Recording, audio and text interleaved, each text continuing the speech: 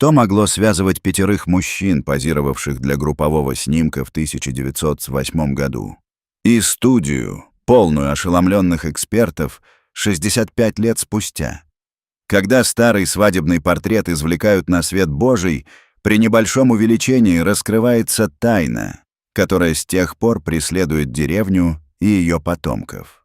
«Можем ли мы добиться большей контрастности?» — спросил Феликс. Техник пожал плечами, переключая ползунки, пока полосы света и тени мелькали на групповом снимке.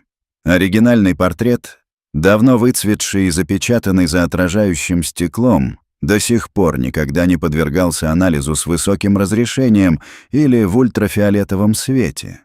Один за другим 5 мужчин становились более четкими. Камера медленно переместилась от первого лица к второму мужчине слева. Его взгляд был устремлен не на свою невесту, а куда-то вдаль, с тревогой. Предупреждения не последовало, только знакомое голубое свечение студийных мониторов и негромкое жужжание сканера, когда изображение столетней давности медленно перемещалось под стеклом. Феликс Бош стоял у края съемочной площадки, крепко сложив руки за спиной и делая вид, что ему все равно.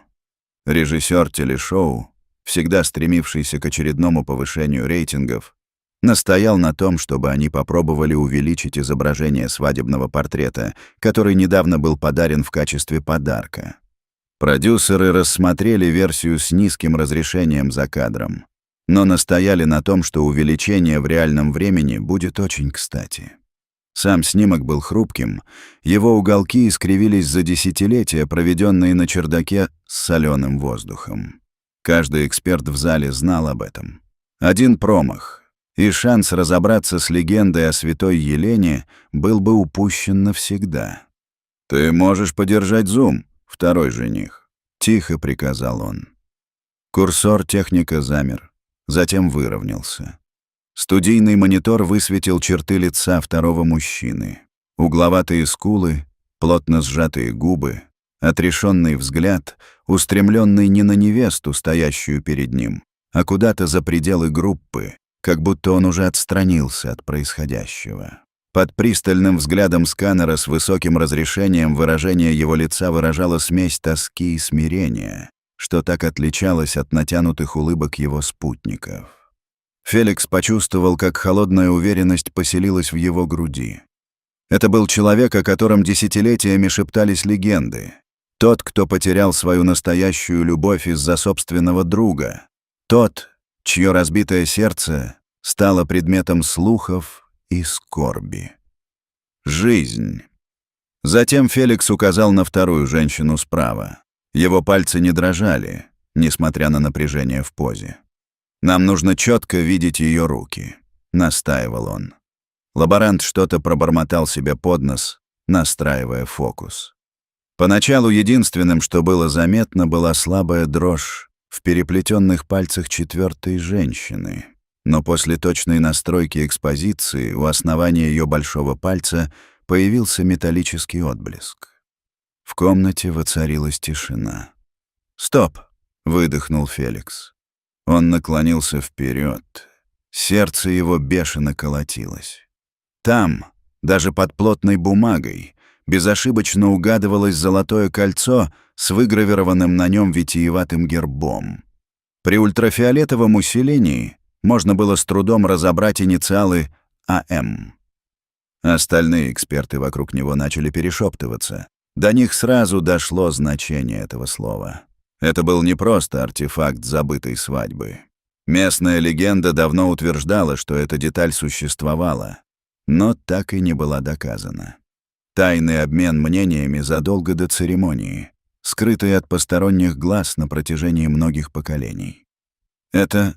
Директор замолчал, не решаясь закончить фразу. Феликс не ответил. Ясность была ошеломляющей. В диспетчерской воцарилась тишина, как будто был украден сам наследник. Это было не просто изображение, запечатленное на групповом снимке. Это была неоспоримая истина, которая открылась 65 лет спустя. Прежде чем он смог сказать что-либо еще, Из динамиков донесся напряженный от волнения голос ведущего. «Прервите трансляцию. Возможно, мы только что разрешили вековую кровную вражду. Жить. Оставайтесь с нами до конца». В наступившей тишине мир содрогнулся не только от скрытого герба на золотом кольце, но и от правды, которая теперь была написана на лице второго человека. Это был секрет, который унесли с собой в могилу 5 человек. История, которую могла рассказать только групповая фотография. И открытие, которое до сих пор ошеломляет экспертов спустя десятилетия после того, как щелкнул затвор. Фотография была обнаружена на распродаже загородной недвижимости, спрятанная в обувной коробке без этикетки. Один торговец винтажом, пораженный его мрачной композицией и датой 1908, едва заметной на обороте, отнес его к городу Сент. Хелена и переслала его продюсерам воссоединение утраченной любви вместе с запиской. Возможно, вы сможете узнать правду, которую эти лица никогда не говорили. Месяц спустя Феликса Боска вызвали в захламленную гримерную шоу. Приглашенный судья предстоящего специального выпуска неразгаданного романа, он все еще подписывал экземпляры своего последнего романа, едва обратив внимание на то, как продюсер пододвинул к нему папку. Внутри была фотография 5 мужчин, позирующих в неловкой сцене. Но именно композиция, особое расположение рук и взглядов заставили его вздрогнуть от узнавания. Сердце Феликса замерло. В течение многих лет до него доходили слухи о свадьбе на Святой Елене, загадочных смертях и предательстве, которые предположительно разрушили эту роскошную свадьбу. Он даже взял за основу второстепенного персонажа забытой новеллы так называемого «неудачника из треугольника», назвав легенду деревенской мелодрамой «Травма». Это было жутковато, вплоть до затравленного взгляда, который он однажды описал в вымышленном персонаже, созданном на основе этого самого человека. Но теперь, глядя на настоящую фотографию, миф казался до боли реальным. За кадром, после окончания эпизода, Феликс поймал себя на том, что снова и снова возвращается к этому изображению, каждый раз замечая что-то новое. То, как второй мужчина отводил глаза, напряжение в руках 4-й женщины. Не в силах успокоиться, он попросил об одолжении, договорившись со специалистами студии о 48-часовом сроке сканирования, что было необычным риском для писателя, который больше привык работать с вымыслом, чем с фактами. На острове Святой Елены легенда о групповой фотографии была такой же стойкой, как соленый ветер. Из поколения в поколение жители деревни передавали одну и ту же торжественную историю, которую, как утверждали, знали все, хотя мало кто мог согласиться с ее тонкостями. Речь всегда шла о 5 мужчинах, которые позировали перед камерой утром в день совместной свадьбы. 5 друзей детства, связанных верностью, амбициями и юношескими клятвами. Широко распространено мнение, что все началось с золотого лета 1908 года, когда в поместье Равира состоялось торжество, которое, как предполагалось, связало 2 семьи на всю жизнь. Празднование было пышным, с белыми гордениями и импортным шампанским. Событие, которое должно было дать надежду после периода потерь. В тот день перед объективом стояли 5 мужчин и их наречённые. Главным событием, по общему мнению, стала пара Андера Мунитиса, второго слева, сына скромного корабельного плотника, и Инес Валера, женщины, чья репутация остроумной и красивой соответствовала лишь ее скромным средствам. Но этот брак так и не состоялся. История гласит, что Джулиан Равира, наследник поместья и 4-й мужчина по счету, вмешался в последние недели перед церемонией. Обаятельный, богатый и привыкший побеждать, Джулиан обратил свое внимание на Инес, которая, несмотря на свою долгую дружбу с Андером, принимала его ухаживание, движимое статусом, давлением семьи или каким-то более глубоким желанием, которое никто никогда не мог подтвердить. Утром, в день свадьбы, 5 мужчин позировали для знаменитого группового снимка, но по саду уже пронесся шепот. Некоторые говорили, что в глазах Андера читалось горе, атака. Другие утверждали, что дрожащие руки четвертой женщины выдавали ее вину. Все сошлись во мнении о последствиях. Через несколько часов после того, как камера щелкнула, произошла трагедия. Андер был найден смертельно раненым в розовом саду. Двое его друзей исчезли из города. По некоторым данным, Джулиана в последний раз видели с окровавленным рукавом. По другим данным, он заперся в своем кабинете и отказывался говорить в течение нескольких дней. Долгие годы эта групповая фотография висела в гостиной Равиры, как памятник радости и подозрительности одновременно. Родители предостерегали своих детей от амбиций, ревности и гордыни, используя эту историю как предостережение и утешение. Именно эту версию Феликс всегда слышал. Чистую, трагичную, неопровержимую. Но легенды редко бывают спокойны. И не все были готовы принять единственное объяснение того, что произошло в тот роковой день. Несмотря на то, что общепринятая история стала на острове Святой Елены Евангелием, под ее безупречной поверхностью появились трещины. Групповая фотография стала поводом для спекуляций. С годами множились конкурирующие версии трагедии, каждая со своими подробностями, мотивами и сомнениями в том, что на самом деле показывает изображение. Некоторые указывали на потрепанный дневник, найденный десятилетия спустя на чердаке рыбацкого домика. Страницы, запачканные солью и дождем, содержали противоречивые сведения. Автор, двоюродный брат одного из женихов, настаивал на том, что насилие началось не из-за ревности, а из-за ссоры, из-за семейного долга. Согласно этой версии, отец Джулиана потребовал у Андера денег, что испортило настроение на свадьбе и разлучило друзей. На групповом снимке, как утверждается в дневнике, запечатлено не единство, а раскол. Другие шептались о шкатулке на память, которая была обнаружена в мадридском ломбарде в 1950-х годах и на которой были выгравированы инициалы Дж.Р. И в нем был окровавленный носовой платок. Его находка подпитала слухи о том, что сам Джулиан бежал с острова Святой Елены под покровом ночи. Его исчезновение объяснили не горем, а чувством вины. Ходили слухи о том, что Инесс и Андер, не в силах вынести разлуки, планировали тайный побег. В качестве доказательства приводился едва заметный след от кольца на ее руке на групповой фотографии, символ того, что их связь, хотя и разорванная, сохранилась. Были и более дикие заявления, что пропавших друзей видели садящимися на пароход несколько недель спустя, что Инесс в течение многих лет посылала загадочные письма, в которых ее почерк дрожал от тайн. С каждым пересказом границы между правдой и вымыслом стирались. Феликс, разбираясь в этих противоречивых фрагментах, понял, что сила групповой фотографии не только в том, что она показывает, но и в том, что она отказывается прояснить. Это была тайна, которую одновременно сохраняли и создавали в процессе воспоминания, рана, которая не затягивалась, история, которую не могла исцелить ни одна версия. И теперь, когда в студии появились новые улики, Феликс почувствовал весомость всех этих версий. Пришло время взглянуть правде в глаза, что в конце концов может доказать фотография и чего она, возможно, никогда не раскроет.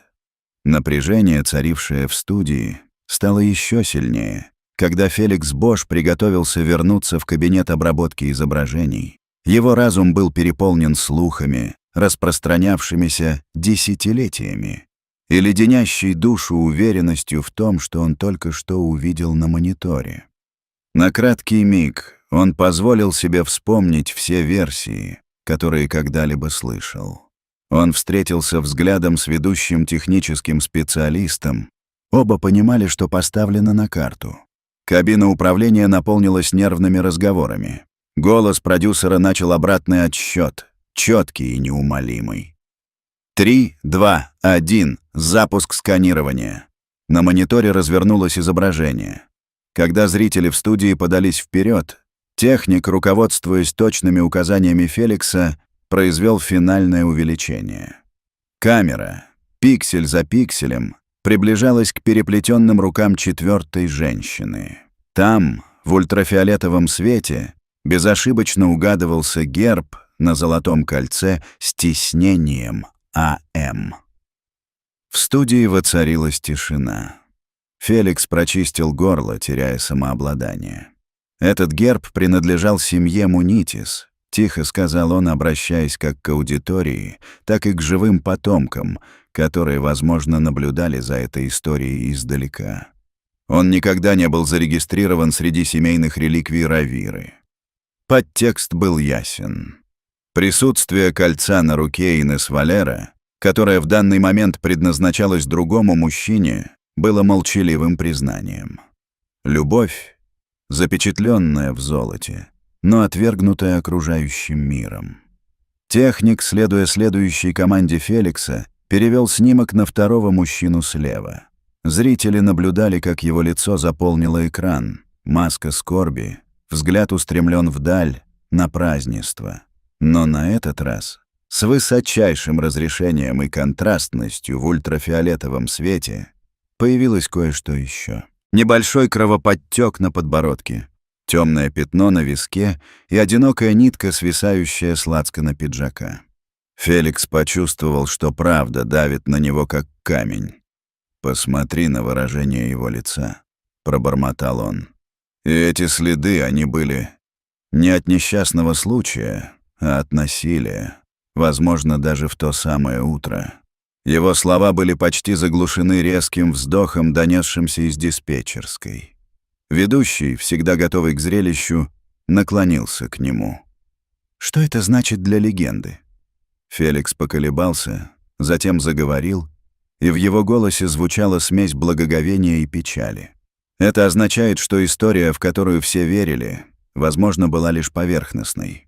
Фотография, которая долгое время считалась символом счастливого союза, запечатлела перелом, последствия решения, которое разделило семьи и породило слухи о поколениях. Кольцо и эти синяки подтверждают, что любовь и насилие встретились здесь, в этот день, в этот момент, и что те, кто утверждает, что знает о случившемся, могли только догадываться. Семейные предания долгое время утверждали, что кольцо исчезло в тот же день, когда умер Андер, подпитывая теории о том, что оно было тайно подарено в последние часы перед трагедией. Атмосфера в студии изменилась, когда до них дошел масштаб этого открытия. На мгновение все замолчали. В наступившей тишине режиссер подал сигнал, и трансляция резко оборвалась, оставив зрителей в нерешительности. В течение нескольких часов после прямой трансляции город Святой Елены, казалось, затаил дыхание. Через несколько минут эта история попала с экранов телевизоров в новостные ленты и за семейные столы. Некоторые потомки 5 мужчин призвали к спокойствию и осмотрительности. Другие потребовали ответов. Старые обиды ожили, как будто к нам постучались сами призраки, запечатлевшие групповые фотографии. Местные журналисты бросились в архивы, сравнивая герб Мунити с церковными документами и свидетельствами о браке. Путешествие кольца из семьи Андерса в руки Инес стало предметом жарких споров. Было ли это последним тайным обещанием, актом неповиновения или прощением? Письма и дневники были пересмотрены, но ни в одном из них не было полного отчета о том, что произошло в тот день, когда 5 мужчин позировали для своей судьбоносной групповой фотографии. Что касается Инес, то о том, что с ней стало, известно немного. Некоторые говорят, что она тайно покинула город после свадьбы. Другие полагают, что она жила с Джулианом, но больше никогда не носила это кольцо. Какой бы ни была правда, ее молчание стало частью легенды. Законные представители семьи Равира, обеспокоенные публичными заявлениями о насилии и чувстве вины, выступили с осторожным заявлением. «Мы уважаем важность исторического исследования. но предостерегаем от выводов, сделанных на основе неполных свидетельств. Феликс тем временем опубликовал взвешенную рецензию. Он написал, что групповая фотография всегда была зеркалом надежд и страхов сообщества. Роман предостережения, головоломка, созданная тоской, гордостью и потерей. Он призвал святую Елену помнить не только о ранах, но и о любви и дружбе, которые когда-то связывали тех, кто был изображен на фотографии. Таким образом, история осталась, но не исчерпана, а преобразилась. Групповая фотография больше не хранилась нетронутой на чердаке, а стала центром памяти сообщества.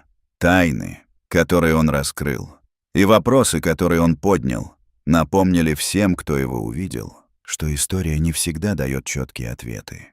Иногда внезапная ясность в одном кадре меняет все, что, как нам казалось, мы знали. На протяжении десятилетий одна единственная фотография хранила тайны острова Святой Елены в тайне. Однако простое увеличение позволило вновь увидеть утраченную любовь, ревность и предательство.